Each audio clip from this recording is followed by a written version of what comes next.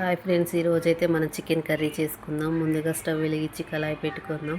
4 పావుల నూనె అయితే వేసుకుంటున్నాను. నూనె వేడైన తర్వాత తాలింపులు, ఉల్లిపాయ ముక్కలు, పచ్చిమిర్చి ముక్కలు వేసి మొత్తం కలుపుకుంటున్నాం. అవి కొంచెం మగ్గిన తర్వాత 1.5 స్పూను పసుపు వేసుకొని కొంచెం కొత్తిమీర వేసుకొని కలుపుకుంటున్నాను. తర్వాత 3 చెంచాల అల్లం పేస్ట్ వేసి కలుపుకుంటున్నాను. ఇదంతా మగ్గిన తర్వాత ముందుగా కడిగి పెట్టుకున్న చికెన్ అయితే ఇందులో వేసి మొత్తం ముక్కలకు పట్టేటట్టుగా కలుపుకోవాలి.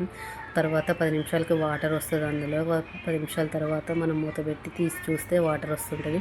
తర్వాత ఇప్పుడైతే ఉప్పు కారం వేసేసుకుందాం. నేనైతే 2 స్పూన్ల కారం వేసుకున్నాను, 2 స్పూన్ల ఉప్పు వేసుకున్నాను. ఉప్పు చూసి వేసుకోండి ఫ్రెండ్స్, ఉప్పు కసం అయితే తినలేము కాబట్టి చూసి వేసుకోండి. ఇప్పుడైతే మూత పెట్టేసి ఒక పావు గంట మగ్గిద్దాం.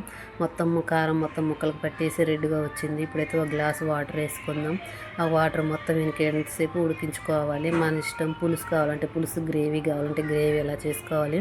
నేనైతే మీడియం సైజులో చేసుకున్నాను, పూరికి కూడా ఉపయోగపడుతుందని చేశానమాట. తర్వాత చాట్ మసాలా, గరం మసాలా, చికెన్ మసాలా వేసి కొత్తిమీర వేసి కలుపుకున్నాను. ఈరోజు రెడీ అయిపోయింది అనమాట చికెన్. కొంచెం పులుసు అయితే ఉంచుకున్నాను నేను పూరీలోకి కావాలని. మార్నింగ్ అయితే ఉదయం రైస్లోకి తీసుకున్నాను. చూడండి, బగారా రైస్ కుర్మా ఎంత బాగుందో వేడి వేడి అన్నంలో. Please like, subscribe.